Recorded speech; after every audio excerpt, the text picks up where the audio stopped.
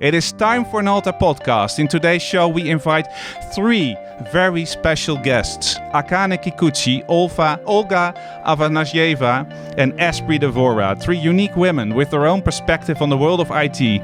We talk about Women in Tech initiative and how does this initiative differ around the globe.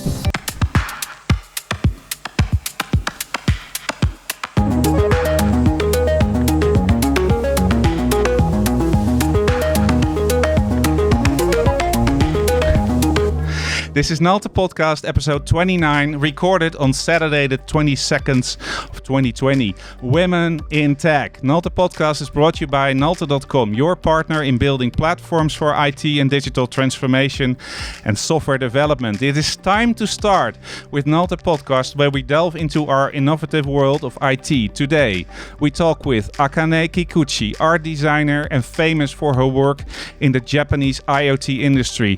Olga Afanasyeva, Executive Director at the Ukrainian Venture Capital and Private Equity Association, and she is also a TEDx speaker. And we talk with Espree Devora, the girl who gets it done, producer and host of many award-winning tech podcasts. Welcome to the show. Hello. Wow, it's always so difficult to start this. Did I? I think you should get an award for pronouncing all of our names and internationally. That's my luck of being a Dutchman, I think. Was your family name pronounced correctly, Olga? It was. I was so nervous for that. Bravo. And this is a very special show because we have on the one end of the globe in Japan, Akane. And what time is it over there, Akane? 12 a.m. 12 a.m. in midnight. So it's getting late for you. And then we're turning the globe a little bit. And then we get to Olga from Kiev. Your time is 5? 5 p.m. I'm the lucky one. 5 p.m. I'm even in more luck at 4, and then we got Espree in LA, and this morning at your place, right? Yeah, it's I think it's 7 a.m. last time I checked. So it took some scheduling, but it's fun to talk about this, I think, important topic from different angles, and I would love to do this with people that are in the industry, that know what they talk about, and are from different areas around the globe. And actually, you, Espree, are doing this for a long time, right? Yeah, I've been producing the Women in Tech podcast that celebrates women in tech globally since 2015. I started production in 2014. So we've traveled to over 100 countries interviewing women in tech in person. And it's been great. So I have a great appreciation that you have 3 different time zones on your episode. I think you don't have a true understanding of people unless you understand people globally. I think so too. Yeah. And you interviewed Olga a couple of months ago, and that's how we met. I was very lucky. Yeah. What were you talking about? Too much. We had too much fun. It wasn't allowed. Yeah. And the cool thing is that our industry is a lot about networking. And I met Akane, who's our third guest in Austin 2 years ago. She is a wonderful art designer. She actually made the cover of our album we produced 2 years ago, Internet of People. Welcome, Akane. And what's your connection to IT? I'm just creating the things like a VR, AR, and which is about Japanese beauty. So I am direction. I could do direction of IT things like the digital creative. So what you were? I'm also do IoT things. Okay. So which is I also making a school about IoT right now in Japan. Mm-hmm. So I think I'm doing IT things in several ways. And then we got this topic of women in tech. Yeah. And when we started this podcast, actually, Espree warned me that she has a very decisive meaning and about this topic. Because are we actually looking at a challenge, women in tech? I think that's something to kick off this podcast with. And I was part of a meeting, I think it was a month ago, by NL Digital. That's a Dutch organization that helps Dutch IT companies on various topics, legislation, education. And they had this topic about women in tech. And I attended this. Normally, I would never do that, go to a meeting during the day talking about this topic. But over the past years, going to a lot of events, there are side tracks, there are topics, there are people on stage talking about this problem. So I thought, why not? And go to this meeting. And they came with a lot of conclusions, like 17% of the women are only women in IT. That's low. There is the problem of gender biasing. There is the general problem of inequality. Those topics are serious. And then I looked at my own company, Nalta, and I thought, okay, how many women are working here? And there are not many. From the 50 that are working for us, are only 3 women. What is this a problem? And should I solve this? So, Espree, do you think we're facing a problem?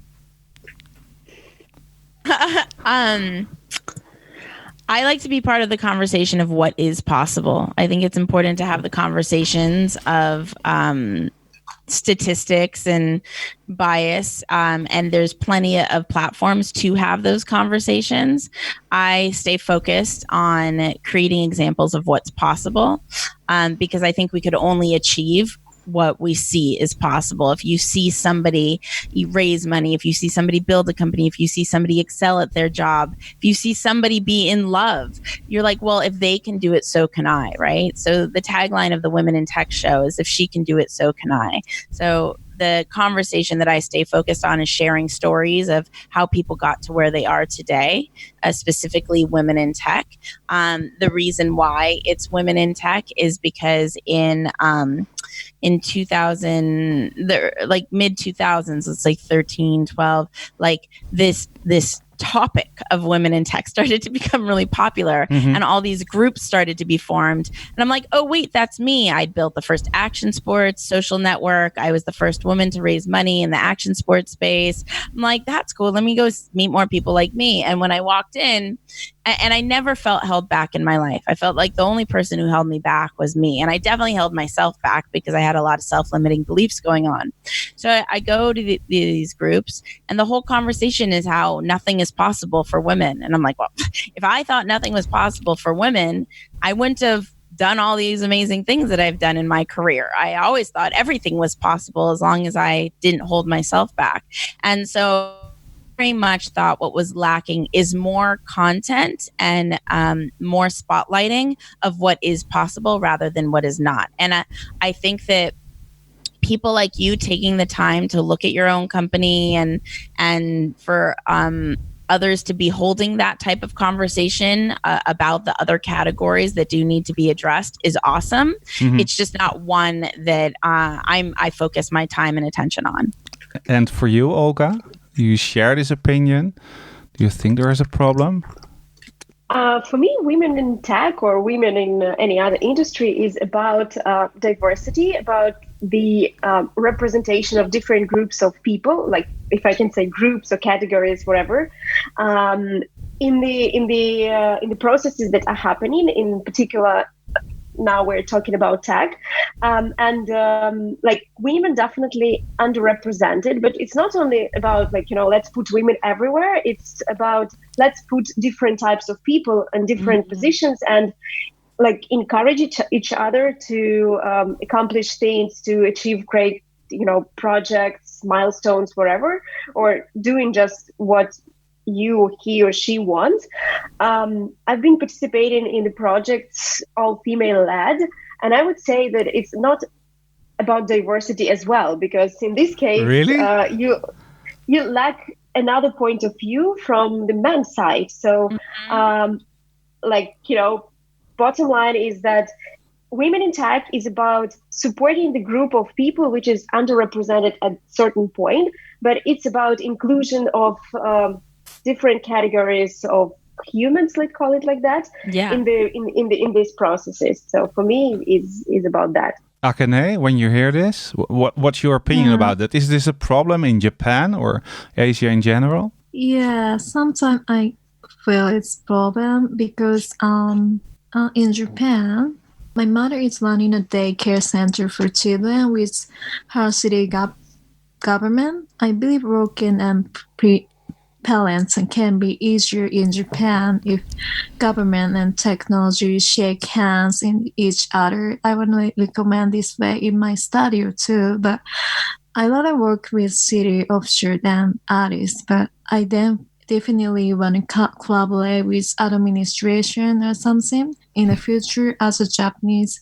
female art director and want to learn from you guys' country situation to make the change happen, because I think we just developing in this way.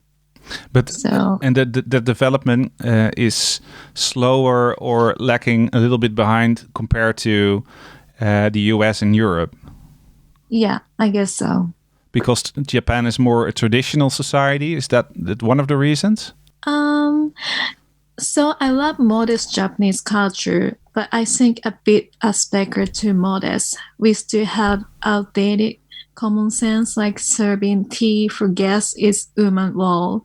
I think many baby boomers in Japan are still looking down on us women. In this Japanese culture, it was 5 whole days to get a status over art director.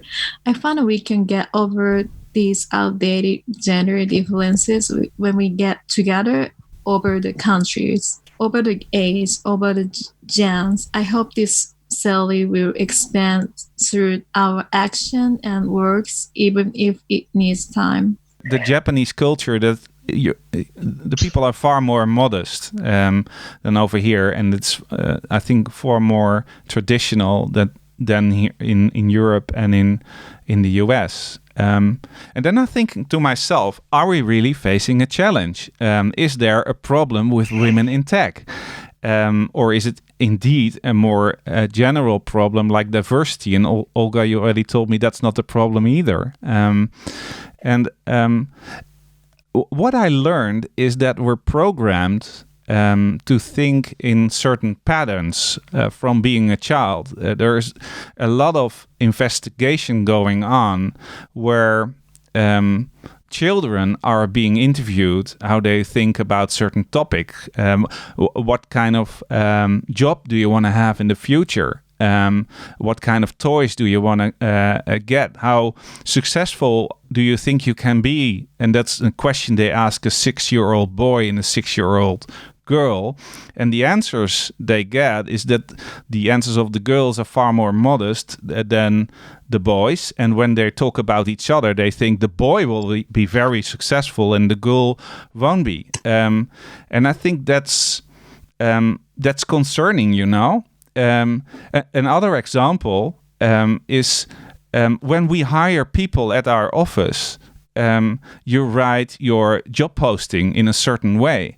And what I learned delving into this topic is that I am programmed to write this job posting in such a way that it will attract men instead of women. And I wanted to give those two examples because I do think we have a problem. I don't know how big it is. And I most certainly know we can solve it, but this programming part, Olga, is that something you reflect upon, thought about?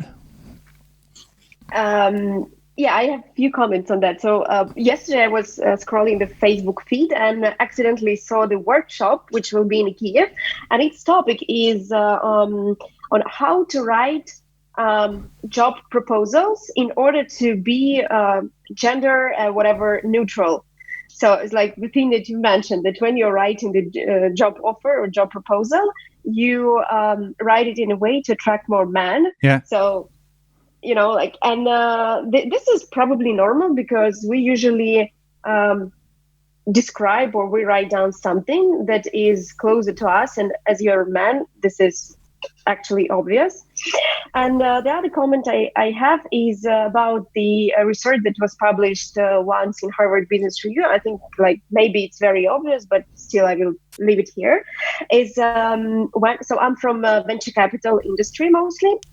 And there was research when venture capitalists interview female founders and male founders, they ask different questions. For example, if they asking the man founder, they're asking what is the plan for the future? So basically forward looking. And when they're talking, it's not something they really control, it's just coming naturally.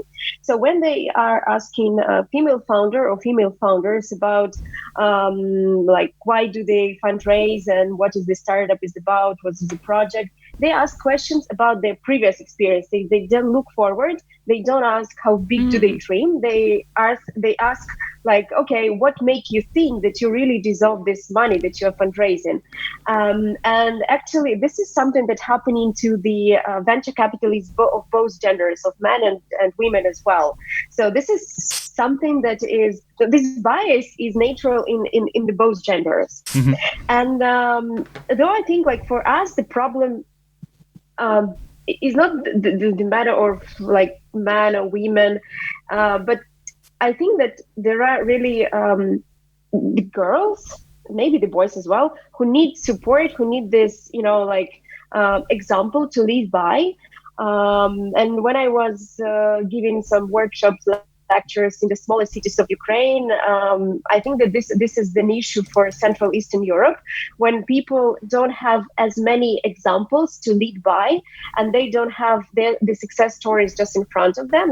They read on Facebook, they watch on TV, and for them is something that is on distance, something that doesn't really exist in the universe, and for them it's very difficult to understand that they can be like these people. I hope that.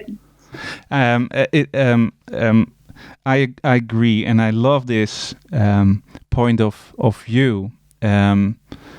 And Espree, I actually can see you, and you want to answer and you want to react.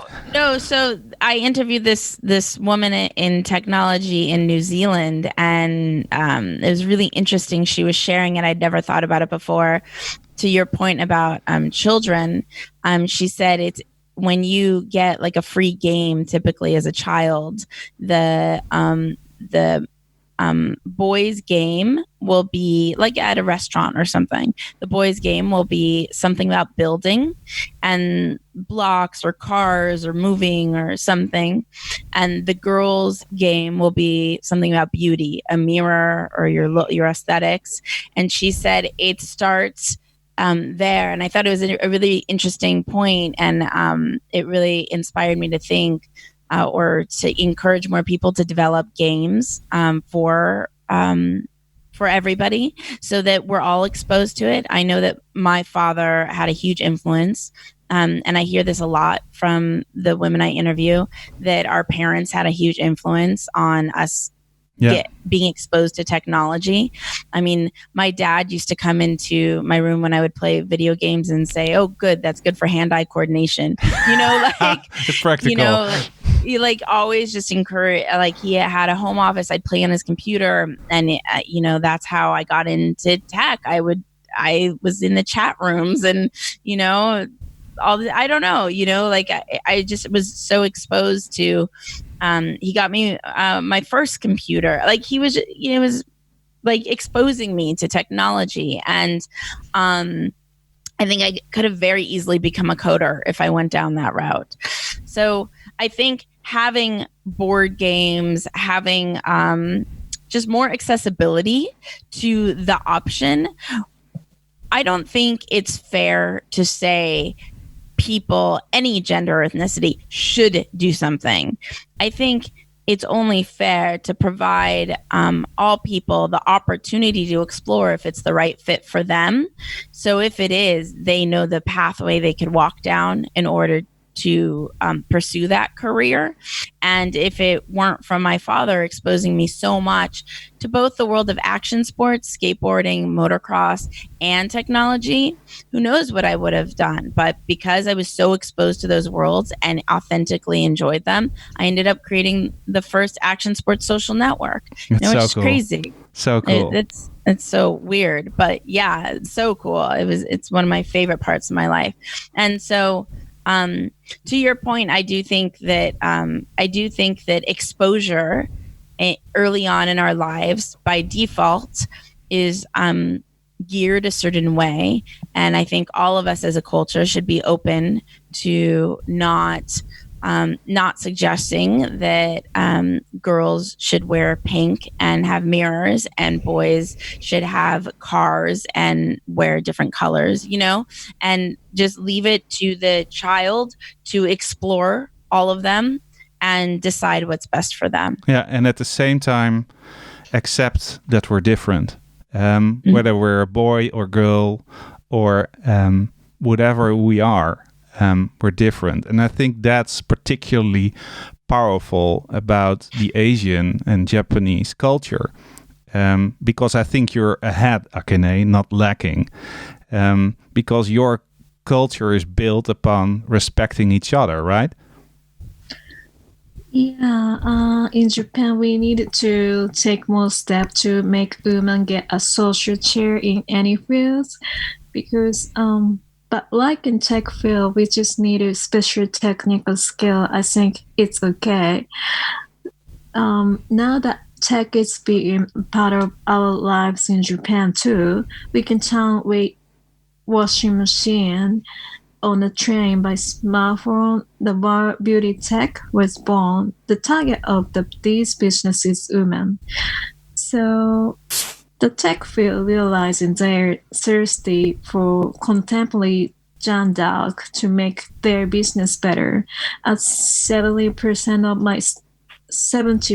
of my study is women. I'm willing to challenge for female employment and keep on changing to survive anywhere in the world in the future, I guess. Yeah. Thank you. And we're getting to the end of part 1, and that's lucky for you, Akane. Oh, thank you. Yeah, you were part of this. I'm so happy. We are so happy you could join us. And we most certainly know that's way, way beyond midnight. So I want to end and finish this first part and delve deeper into the world of women in tech and actually looking at how can we improve ourselves and create this environment where diversity flourishes. And I'm so happy to hear your opinion about that, Espree, but after the break. Thank you, Akane, and talk later. Thank you. See you soon. Want to grow your business and take it to the next level? Thank you. Well, here we all are. Thank you. And we're going to show you how through hard work, perseverance, and a little help and know-how, you can take things to the next level and push the success of your business even further. Let's get going. Let's get going. I heard the jingle so many times. Let's get going and always get going. Wow. It must have been a little bit late for our Japanese friend. I have a question. Is there a way I could jump through this portal to give Olga a hug in person? Because that would be awesome. Do it. It's virtual. It's possible. Yeah. Are we in the future yet? Because that's what I want to happen. Yeah, there is an easy way to get her to give you a hug. Is convince Olga to go to South by Southwest 2020. No, Olga and I were both in Vegas for CES, and it couldn't happen. Meeting never happened. Well, I was there too. We actually would have recorded this podcast, but I fell ill, so I remember that sucked. Stuff happens. You were the luckiest at this conference. You were the luckiest. I'm so sorry about that. I've seen the conference for I think 8 hours or something like that, and that was it. I recorded a video and I was done, knocked out. Yeah, and we with Espree, we were walking the same road, but with the lag of like 20, 30 minutes. Yeah. And all the 4 days is like that. And when I finally got to the conference center, you already left to LA, Espree. I thought. Yeah. Yeah. But we will meet at South by Southwest. It's going to happen. What is the most typical question? Good luck. Speaking of South by Southwest, I'm going to be there because I'm performing the Women in Tech podcast on the South by podcast stage. Really? So you guys have to come. Yeah, I will. Yeah. And will you be podcasting at the Dell Experience as well? No. So is Dell doing a Dell Experience there? Yeah, they have their own house. Yes. Oh, very cool. No, I'm doing the Doll Avant, and Arlen Hamilton will be featured on the show at South by. I'm very excited. Please share. Do you have a link so we can put it in the show notes so people listening can attend it? Yeah, I'll Google and find my Google. own link. Yeah. Mr. Google.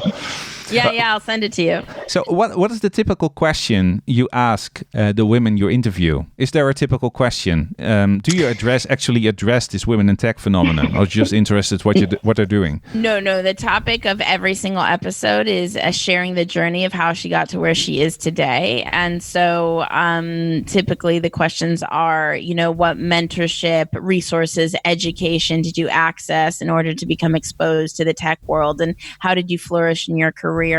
How do you move forward? My favorite question that I do ask in every single episode is, what's one really huge obstacle you've successfully overcome, and how did you overcome it? And that's not to say being an obstacle of like women in tech. Like, I also don't identify as like a woman in tech. I'm just in tech. Like if there's women in tech, shouldn't we have men in tech too? I don't know. Like, I'm kind of to Olga's. I just think to Olga's point, it's not about women or men. It's about human beings and diversity and having all ethnicities, cultures, colors, genders in the same conversation, because we all geographies, because we all share such a different point of view. And so when you have a bunch of us in the same conversation, we're able to have a more global human experience. If you only have one segment of people, you're going to be so biased in the type of conversation you have. Did someone you interviewed ever say the biggest obstacle was a man? That's a great question, and no. That's it. Nobody's ever asked me that, and no, nobody's ever said that. A lot of people, I think the biggest obstacle is their own self-limiting beliefs. Yeah. And Olga, did you ever face problems being a woman in a man's world? Well, there were cases, but here I would agree with Espree, is that my problem in that case was probably in me, that I was caring about the obstacle in the face of a man, let's call it like that. My strategy is just, I don't care. I mean, if I have my own agenda, if it doesn't harm anyone, I just have to do what I think is needed to do. And that's it. And yeah. I'm going to say something a little bit. Oh, sorry. Go ahead. No. It's your show. Go ahead. I'm kidding. No. It's go no. Please go. I love this. What's your question? What's your question? Yeah, really. No, it's not. It's not a question. I want to say something a little bit sensitive. So Olga, I hope it's okay. But it's something I hear. I just got a beautiful message about it a few days ago, and okay. So I hope this is okay. I never say stuff like this, but there's also the bias. Like, Olga has another challenge. Like, that's not just like, whatever. I have a feeling you probably sometimes have the challenge of people taking you seriously because, like, you are like a supermodel level, And I get messages. I get messages from women who are also like that, and they say sometimes I want to quit because people don't take me seriously. They say, well, at least you're a pretty face. and they say they'll listen to the Women in Tech podcast, and they'll be like, this is so amazing, like I'm not alone, and then they don't quit. I just got another message like that a few days ago, and I don't think it's I think it's unfortunate that how we're born into this world, what we look like, what skin color we are. Like I'm white and in America, that's a privilege, right? Like all these things, they add to a bias of like, oh, they must have it, you know, easier or better. And then that easier or better leads to a judgment and like potentially like people wanting to sabotage or hold back. What I'm thinking of when I think of that, I actually feel a lot of compassion for celebrities, because like you want a celebrity like to go from nothing to something, but then once they get to something, all society wants to do is tear them down and watch the destruction. It's awful. And if you watch a celebrity on the news and stuff like that, it's like they're an animal in a zoo, and people are just like no privacy, constantly being attacked and nagged and photographed. I just think it's an awful existence personally. So you think Olga is an animal in a zoo? Is that what you're saying? No, not at all. No. No. But the point is, I think people don't take a moment. People to judge. Just see, people judge all the time. People judge just to see people's people. And so I think there is that like extra. That's what I'm saying. It's not just about being a woman. It's just about judgment. It's about all of it, right? It's like I just. Olga is one of the most outstanding professionals that I have met. You know, she's amazing. I go to an insane amount of events throughout my career. I've been to so many. The event that she produced is one of the most high quality events where I was literally glued to the speaker. She curated the speakers. Like the information delivered was amazing, engaging. The attendees were great. So the atmosphere was great. But what's the point, Espree? What are you trying to say? That people should be recognized for their work and their for actions. Who they are, not for what they look like or how they were born or how much money they were born with or not born with or what color they are or what gender they are or like what aesthetics they have. They should just be or you know, ageism, like they should just be assessed based on how they show up in this world as a human being. And is my point. I agree, but the world is different. So well, let's change it. I agree upon that too. You know, when I started building our company, when I got the question, you should hire, or the saying you should hire more women, my answer would be, come on, I'm actually happy I can find good people. So don't give me this problem of an even distribution of men and women or whatever nationality. Totally. But I have to admit, my opinion about this changed a little bit, because by not thinking about diversity and by not acting upon good measures to improve diversity, I'm keeping the system intact, you know? So my not necessarily. Oh, sorry. Go ahead. My new opinion about this. Yeah. We should.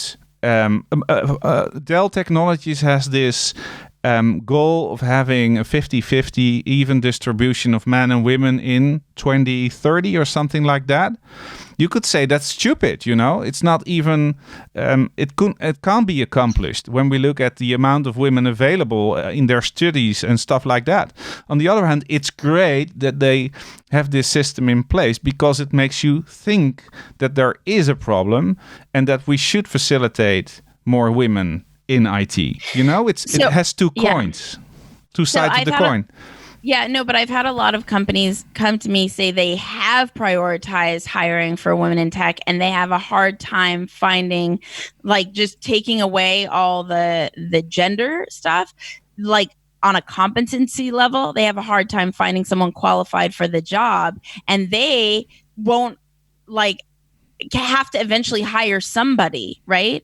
And so I don't think it's always about I think it's great that you want to be open-minded to hiring more types of people in your company, but I don't think it's always about just that. It's also about us being like all cultures and ethnicities being exposed to this industry if we want to pursue it at an earlier age, so that there's more people later on in the talent pool to select from, or that people know like that the opportunity exists.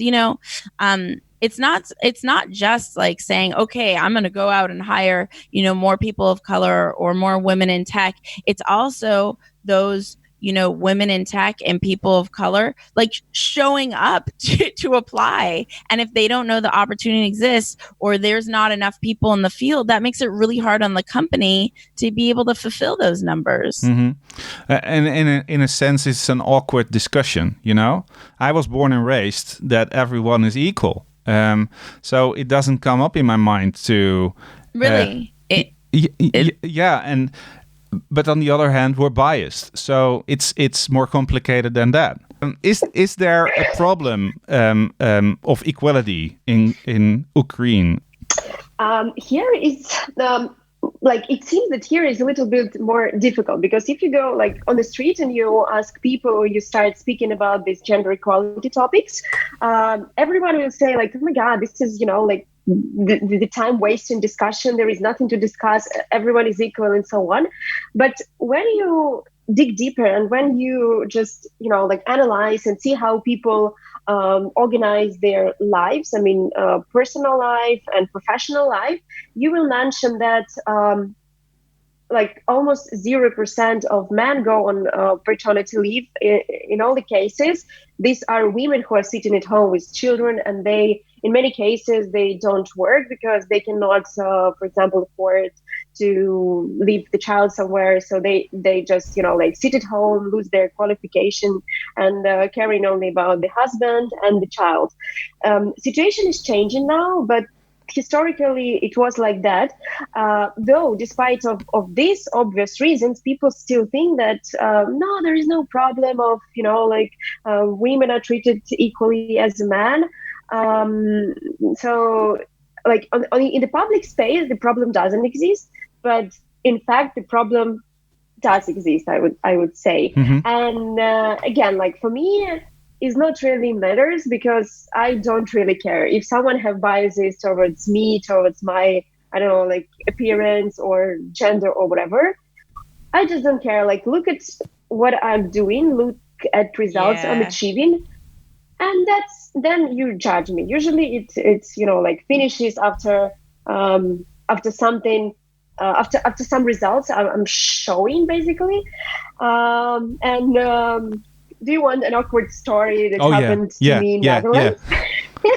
In the Netherlands, yes. Yes, in Amsterdam.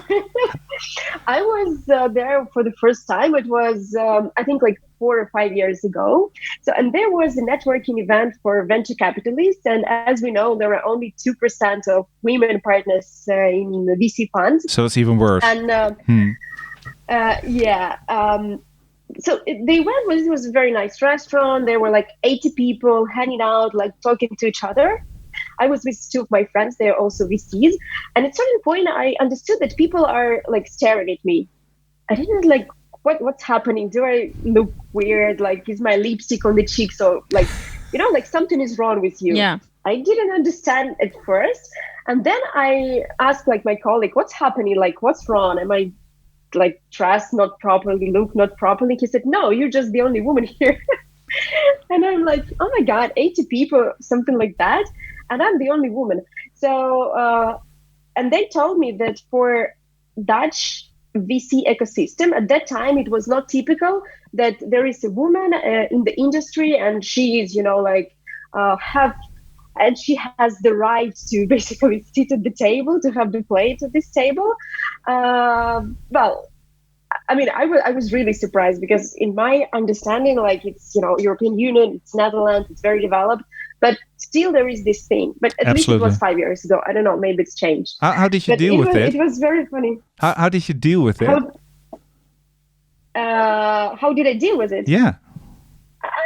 asked for another, dessert and a glass of wine. Go on with life. See, this is why I think I'm she's the only one. This is why At I least think I'm she's the most beautiful here. This is why I think she's so inspiring, and I think that he's just a perfect, mentor in our community, because when you meet Olga, you take her seriously. She's like focused, Mm-hmm. and I just think that I think she's an incredible inspiration to what's possible to thrive in your career. And then we get to... Thank you. You are an inspiration. Oh, thank you. No, that's true. It's like we met in the coldest place ever. We met in Astana, which we were told is the second coldest capital. Yeah. Yeah, something like that. Yeah. When was that? In Kazakhstan. It was very in Kazakhstan, in Astana, but it was very warm atmosphere over there. So. But you two are, and Akane as well, very powerful women. You have this natural energy and drive to conquer the world. So I can imagine that the question is difficult because you're focused, looking at the future, you have your goals, and put everything that you have in your life behind that. And not every human being has that power. Not every woman has that power. Do you think and consider yourself role models in this world? And do you act upon that if you are a role model for yourself? Olga, do you want to go first? I don't consider myself a role model. I have many things I want to improve in myself. So no. No? Okay. No. I think I share this in my speeches that, this is how I view the Women in Tech podcast, that we all have this opportunity to be silent mentors just in how we live day to day, and whether it be inspiring the cashier at a store or a listener with the podcast. I think how we show up in this world ethically and the kind of messages we deliver, I wouldn't necessarily say I'm a role model. I don't see myself as a role model either, but I do see myself as someone who can be an example for someone else of what's possible throughout my day, every day. And so I do hold that in my head. Am I showing up in the world in a way that I'm proud of? And in the moments where I feel that I could improve or I do. Like, I constantly reassess, how am I showing up in the world, and do I feel good about it? Do I feel proud of it? And what am I not so proud of? And okay, what will I do about that? I have to say, all three are role models to me. And I knew by inviting you to this podcast about women in tech, which normally we talk about IT topics. And I found it very important to address this topic as well, how difficult it is to host it. I think this is difficult. But for me, you are role models. And I think that the most important part of that, why I see your role models as role models, is that you want to achieve this tremendous goal in life with the talents you got, and you don't see yourself as victims. And for me, that's one of the part of the awkward part of the discussion, is that when you see yourself as a victim, you can't achieve a thing, And when you see yourself as part of this society with your talents, and you're just rushing forward. And I love to see both of your stories, for instance, on Instagram. It's so much fun. And especially yours, Espree, lately with your day 11 today. Oh my gosh. Yeah. I think that those are signs that you actually are role models and can be role models for women that are struggling with feeling that they're victimized, but they're not. You know what's funny is like Olga, my whole career, and definitely more so earlier on, has been me being the only female in a conference and an event with all guys. I have always thought it was an advantage. There's this thing in the pickup artist culture called peacocking, where you have to wear something funny to stand out, whatever, and you get the attention. I mean, I just had to be me, and I stood out, and I was like, this is great. You know, it makes it so much easier to talk to people, to form the relationships, because, you know, like less competition, right? And I think it's amazing that, you know, more people are being exposed, but I just don't think it's something that needs to necessarily feel like held back. Like for me, I've always thought it was an advantage that I just entered any room that I remember. Do you guys know Neil Strauss? No. He's an author. No. And anyway, he's an author and he's a huge influencer in the male community. And I remember my friend coming over to my house and saying, guess what? I just got to go to Neil Strauss's thing. And I'm like, I want to go to Neil Strauss's thing. He's a great author. And they're, oh, it's only guys. I'm like, no, I will figure that out. I want to be part of the all boys club. And to make a long story short, I ended up meeting Neil serendipitously and I'm producing one of his events. And it was all men and then me. You know, like I think whatever we want is possible. And it's not about how many women or cultures or religions are in that environment today. If you want it, if I want it for myself, just make it happen and just be fierce about it. And it's not to be fearless. I think a lot of people say, you know, like they're afraid. How do you get rid of fear? And there's all these like silly talks on like, yeah, blah, blah, blah, blah, fear. Fear is our best friend. Fear is there to protect us. Mm-hmm. To keep us safe. So you could be like, fear, I got this one. Thank you. And like show up anyway. If going to the event and it's all aliens and you want to go, you know, the aliens will be like, what is this thing? You know? So, yeah, I've never felt held back that I was the only one. I always felt it was an advantage. And yeah, just to keep moving forward and keep going after what I want, no matter what it is, as long as I'm showing up with heart and pure intention. What a great ending. You should produce some podcasts. You're really good at it. I'm hoping I didn't step on your toes. Oh, no. I recorded a podcast 1.5 months ago with a professional DJ. He was my sidekick. And he was afraid he would do the same. But I don't care, you know. It's about the story. It's not about me. So it's really great that you could be part of this today. Olga, anything to add to this, to top it up, to have this perfect ending? Thank you for a chance to be in this great company and to see Espree again. Yeah. Dude, she's just, I want to go to another one of your events. Yeah. come to Ukraine and then we go to Texas Ranch. Yes. Yes. Okay, cool. Well, I'm gonna end the podcast. Thank you so much for joining in, Olga and Espree, and of course Akane. And don't forget to subscribe to our channels on Soundcloud and Apple Podcasts, and subscribe to our Nalta YouTube channels for Explores, Explains, and Experience video. We're ending this show, by the way, Espree, with your favorite track. And it was Daggin by Matt Gone. Oh, that was a long time ago. Yes. Have a great day. Bye-bye.